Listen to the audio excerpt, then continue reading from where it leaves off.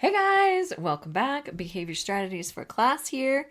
Today we are talking about how can we help you thrive in the midst of challenging behaviors. Now, this month we've been talking about helping you thrive so you can feel equipped with predictable systems, relational strategies, concrete tools. And if you go back to the last 4 episodes, we talk about all of those things. So today we're going to dive in to give you some tools to really help you thrive so you're not in a panic, you're not feeling overwhelmed for the most part when that challenging behavior comes up, but that you will have some of these tools in your toolbox. Because teaching is one of those most rewarding professions. We all know that. That's why we're here. And it's also definitely one of the most demanding, right? So when that behavior escalates, you're caught between maintaining order and preserving that connection with your student. So the key to thriving isn't usually just picking one over the other, but about equipping you with tools that balance that structure and empathy, because we still want to hold to the expectations of your students, but you still, and you want to be empathetic to how they're feeling, why they have this overwhelm of emotion. So let's dive in. Welcome to Behavior Strategies for Class. I am Diane Bachman, your behavior paraprofessional with over 15 years of experience working in special education. And I'm so glad you're here because I'll be teaching you about social emotional learning, behavior strategies, trauma-informed care, and more. So if you are tired of being frustrated and not knowing what to do with your students who have challenging and disruptive behavior, you're in the right place. Now, if you're ready to become more equipped to help your students learn and grow, let's listen in to today's episode.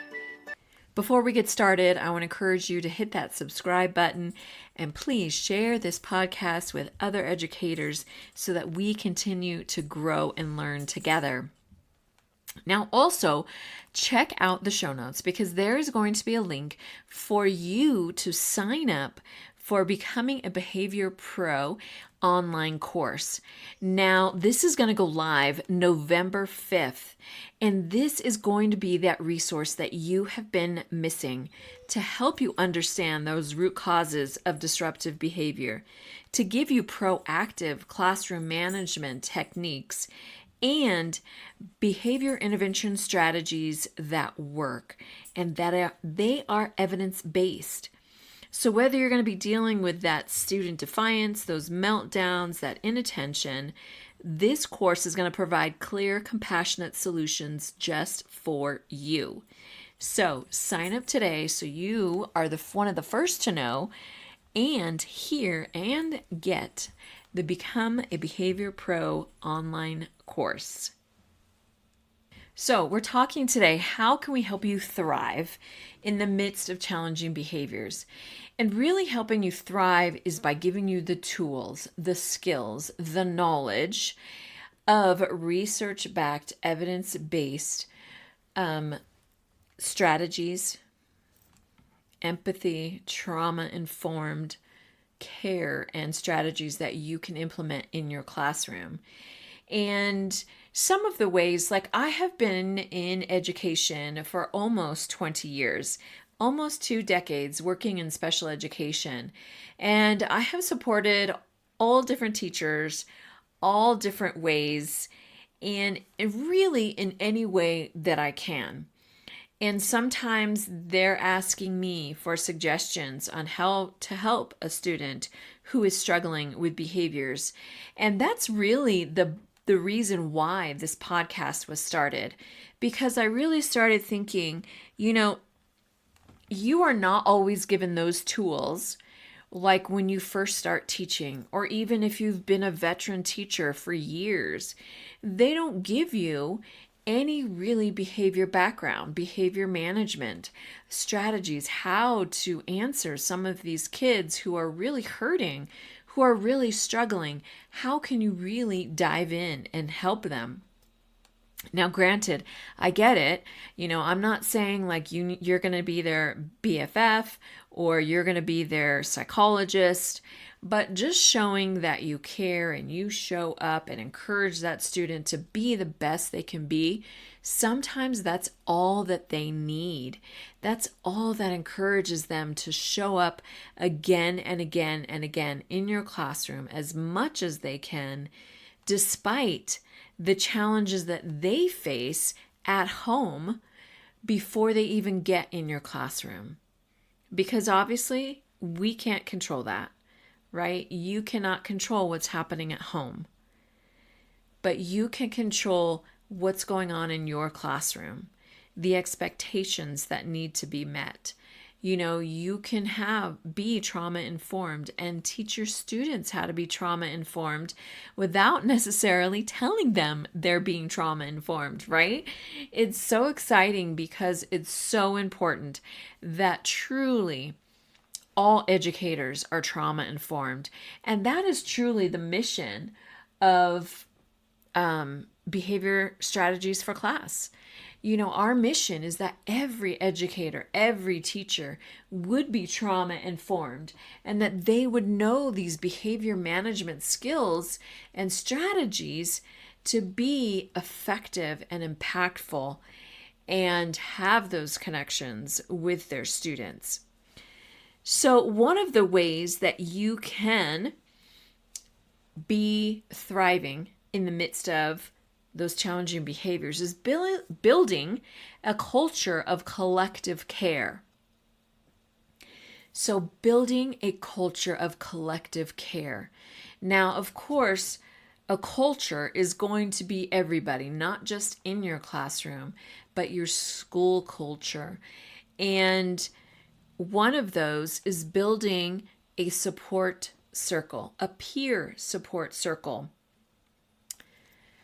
Shoot, I should have looked up this movie because this reminds me of a movie based on a true story of this principal that came into a school that was truly struggling with student absentees, student behavior, student apathy, all of these things. And he came in and he started to create peer support circles and having them start the conversation with each other, because those kids were all kind of going through the same thing, coming from those tough family situations. And so as he started to build that culture and that support group in his classroom, those students started to have more of a desire to be in class. And he went on and transformed that whole school. And of course, he went on to different schools throughout his district. I'm going to have to find it and put it in the show notes because I think you guys would love it. It's a great movie. And it just shows, again, the power of connection, the power of care, and the power of being trauma informed. So getting a peer support group. Now, I say support group, but really that can be in morning circle, in the way they share with each other. And maybe the end of the day, what can they say to encourage each other? One teacher I used to work with, she was 5th grade teacher, and she would have students say something nice about one of, their peers at the end of the day. Like, what did that one peer do to encourage you today? And being able to share that. And that is super powerful and such a great skill that she was teaching them, because we don't do that enough, right? Even among ourselves, we don't do that enough and say, you know what, that was really great the way you interacted with that student, or you really taught that lesson super clear and engaged your students like you did such a great job at that. Being able to just encourage each other and support each other. Another way to build that culture of collective care is by shared responsibility in a team effort.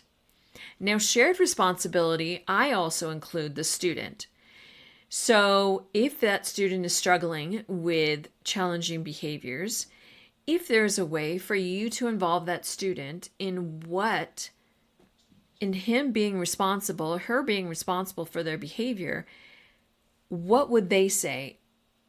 Maybe a consequence or maybe a strategy that works for them. Giving their input, giving them that shared responsibility. Well, you made this goal or you said this strategy would work. Let's do this. A team effort, also not only the student, but of course, all of the teachers involved. And that could be, a resource teacher. It could be your specials teachers. It could be, maybe your peer teacher in the same grade level. Maybe you guys, change kids and switch kids around for different, at different times, like for math or maybe reading or writing. You have the students switch classes. So now the other teachers begin to know your students.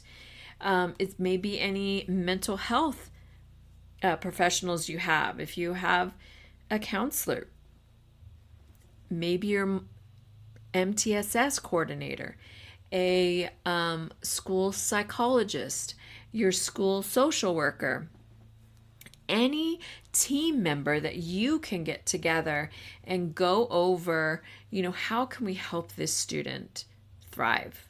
How can we help this student be successful? Which also helps you thrive and takes some of that stress away from you. And this is what we used to do at one of the previous schools that I worked at. We met with all of these people that I'm talking about. We met with all of those mental health professionals and other teachers, and we all worked together and tried to come up with what strategy or what intervention is going to help that student the most. And we would meet on a weekly basis, and it was so beneficial, not only building connection as a team, and we knew we were all on the same page to help, the students, that we could truly come together and help that student thrive and also better support you as the teacher. So I really encourage you, if you are able to, is get that team together and work through those behavior problems or situations and get some shared responsibility with that student and see what their input would be as well. So again, that is building community with your students. When you have that support circle, when they're saying encouraging words. Or another way I've seen a teacher do it is everybody wrote one nice thing on a Post-it note. They didn't put their name, but they put the name of the student who it was for. And then she just had kids walk around the room and then put that Post-it note on that student's desk. Now, of course, they ended up knowing who did it, which was fine, but that kind of gave them a little, a little boost, right?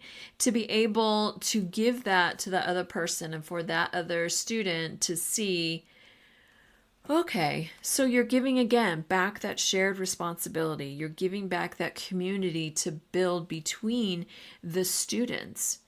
Again, that shared responsibility with them. Another way that we can help you thrive is by helping, as much as we can, protect your energy and your emotional safety. I do what I can. In this program that we're in right now, we kind of pop in and out of different classrooms at different times. So I'm not in one single classroom all day long. But when I am in any classroom, I will usually ask the teacher, if my student is on task and doing what they are supposed to be doing, I will usually check in with the teacher and ask, is there anything that I can do to help you? Any preparation I can do?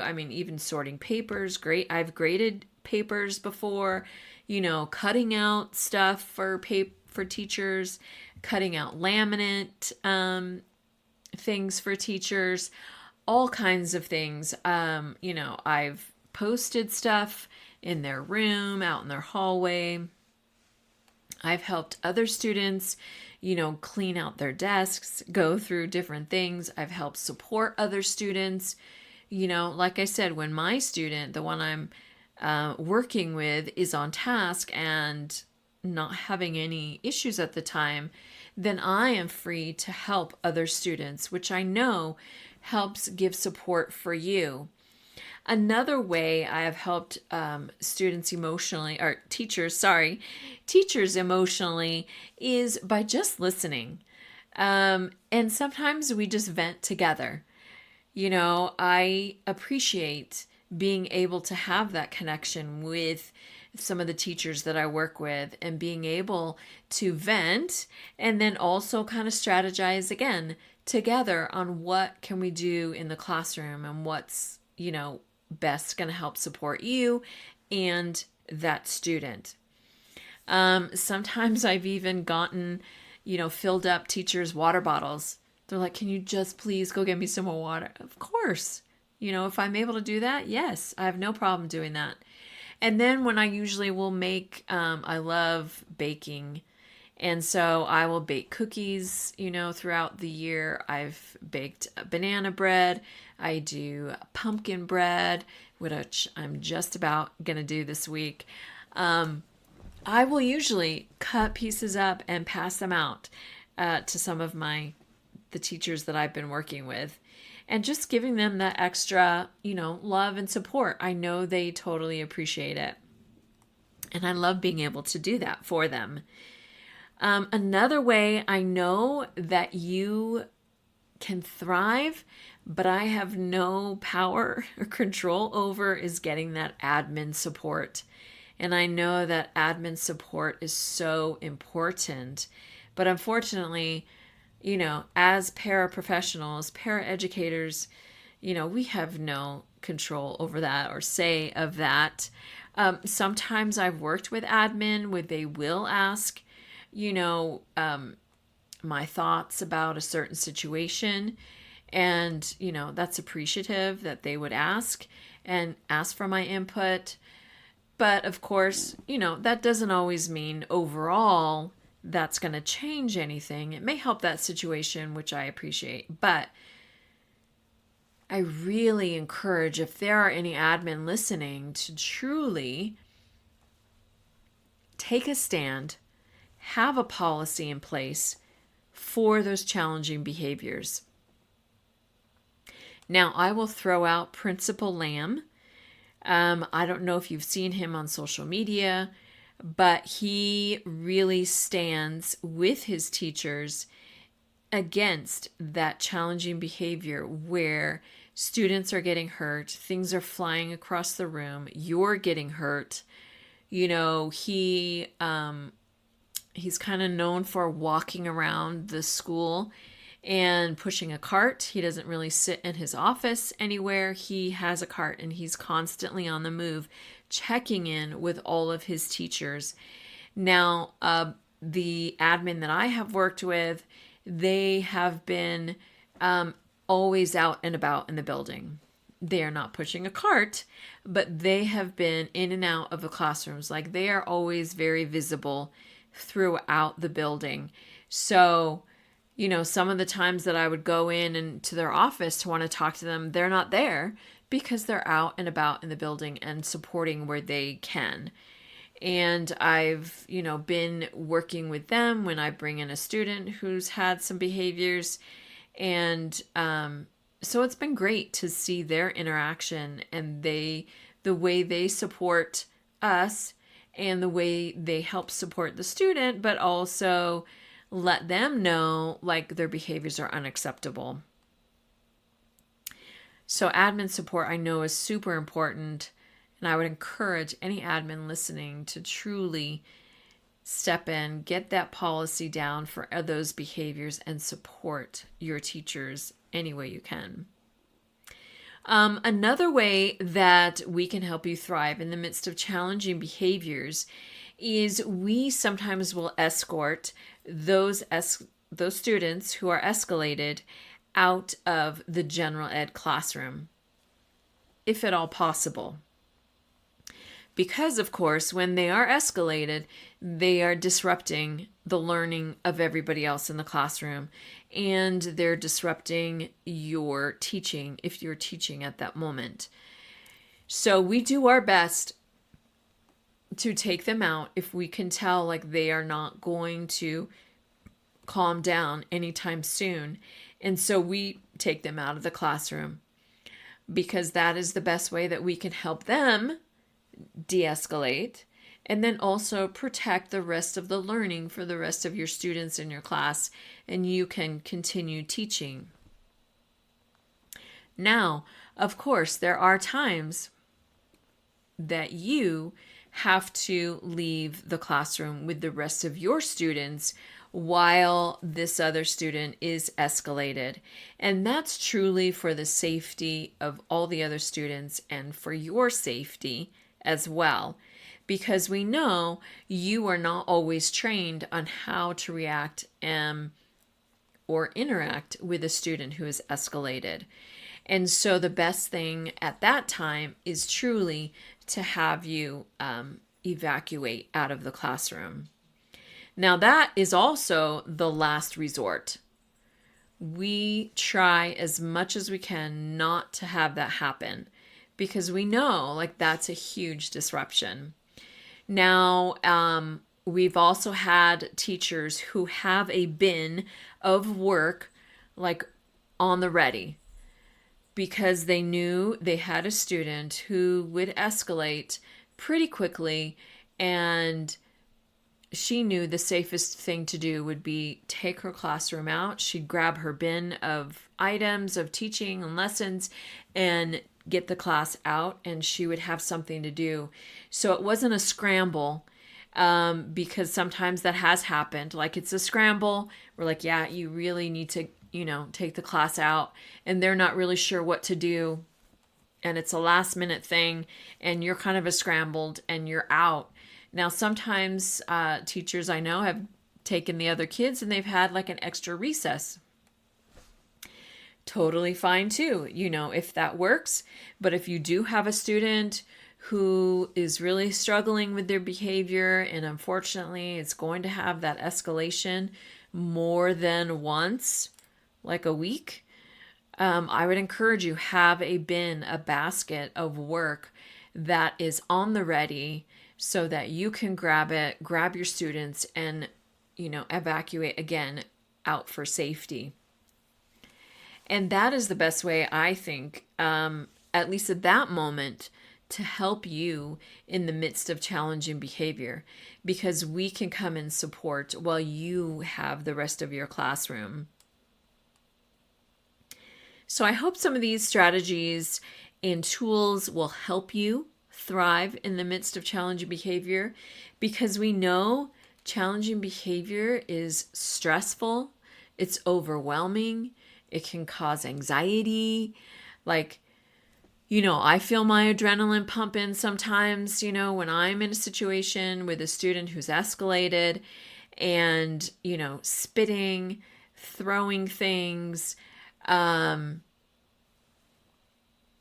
It's not fun.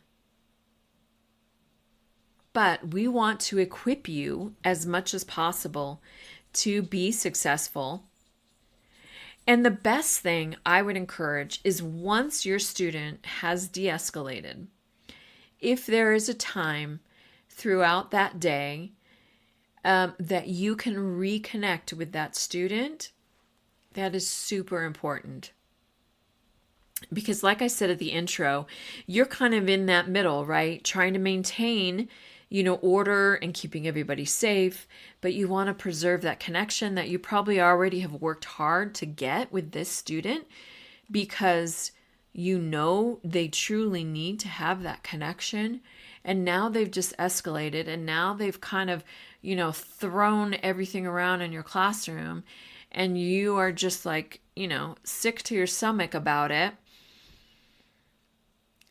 But I would truly encourage you to circle back to that student. You don't have to rehash what happened, because hopefully you've had the support and they've been able to process with that student, and they'll be able to reconnect with you and let what happened and what they talked about. At least that is what we have done. We have, processed with an escalated student once they have de-escalated, and then we circle back to the teacher and let you know what happened, what was said, what was happening, going on with them that really triggered them to go into this escalation. But like I said, if you are able to come back to that student and just say, hey, I'm so glad you're back. And whether, that happens that day, I don't know. Even if it's in a couple days, invite them back in and say, look, Sammy, I am so glad you're back today. It's great to see you. We're going to have an amazing day. And maybe sometimes it's reconnecting and reminding them of what strategies or what you have available in the classroom. It's just like, hey, I just want to remind you, we do have this calming corner over here. So when you're feeling yourself starting, to get frustrated, a little anxious, go over there, use the fidgets, read a book, whatever it is that you have in that corner, and remind them this is for you. I mean, it could be for your whole class too, but just letting them know, like, this is available for you. Maybe there is a journal that they can use that's in their desk. I always have to plug in Amazon.com, the student behavior journal that I created to help students, give that shared responsibility, give them an opportunity to draw or to write. How are they feeling? What are they going through? And just saying, hey, buddy, take time, write it down. Like, you don't have to write a whole paragraph. Just write some words, how you're feeling. Or draw a picture if that helps. Showing them, maybe they have a favorite fidget. Maybe they need alternate seating. Maybe they need a wiggle seat, which is a cushion that goes on top of their chairs that they can move around on. Maybe they need, to step out and go get a drink of water at that time. Maybe they need to go talk to a counselor. Whatever it is, I would encourage you, remind that student this is what you have available for them to succeed when they're starting to feel that anxiousness, that frustration, that anger start to boil up. What can happen? What can help them? Just reminding them of those resources is super helpful for them. Or if you need to just make a little list, pictures maybe, and just have it on their desk so that you sometimes, if you just need to walk past and point to it, it's right there as well. So you don't have to continually verbally tell them what's available. You can point to the list that they have on their desk and be like, oh, okay. And, that gets their mind looking over here on what can they do. These truly work, guys. I have seen it work many times. And I would encourage you, just which one of these are you going to try today? Which one of these are you going to work on? Maybe that shared responsibility, getting that team effort together, building that community with students among themselves, a support. How do they support and encourage each other? Being able to have somebody to talk to about that student, somebody that you trust, somebody that you can have that confidence in to be able to vent. Just vent. Maybe you just need to vent. Like, the strategies you need to use, but you just got to vent about it. And that's okay. That's why we're here. That's why we need to support each other. And again, I encourage any admin, please have a process down for those challenging behaviors and support your teachers through that. And if at all possible, you have support in your building to help escort an escalated student out of your room before it gets harmful for that student, other students, and for you. So, you guys got this. I know you can do it. Just pick one, because I know sometimes, right, hearing all of these things, well, I can't do this, I can't do that, I can't do that. I know you can at least try one of these and see how it works. See the difference. And of course, it may take some time before you see some true results, but don't give up. That's just like your teaching, your academics. Like, you have to repeat, right? Repetition. It helps them remember. It helps them learn. Just the same for behavioral. And you are shaping behavior each and every day because you model it for your students. So you are doing an amazing job. And I am so thankful that each of you guys show up each and every day giving your best, even when you are struggling in the midst of that challenging behavior. But Behavior Strategies for Class is here to help you thrive through it. Get the skills you need and the resources that you need. And the resource is Becoming a Behavior Pro online course. It will become available and go live November 5th. Guys, you won't want to miss this, because this is something you can do on your own time. You can learn and you can continue to grow your skill in handling those challenging behaviors with skill and not stress. So check the show notes out for that link. And I want to leave you with this quote from Dr. Ross Greene. Understanding why a kid is challenging is the first and most important part of helping them. Now, I know you're not always going to have time to dig deep or to find out exactly always what's going on. But when you have that escalated student and they are taken out, reconnect with whatever adults were involved so that they can let you know what's going on and maybe understand why that student got so escalated. Because you know your students are hurting and they just want to know that you care. So thanks so much, guys. I care, and I will see you next week. Thanks so much for listening. I truly appreciate your support. And if I have encouraged you, motivated you to continue to learn, to support your students, even better, to help them strive in your classroom, please leave a review, hit that subscribe button so that others can see they can learn and grow here as well. Thank you.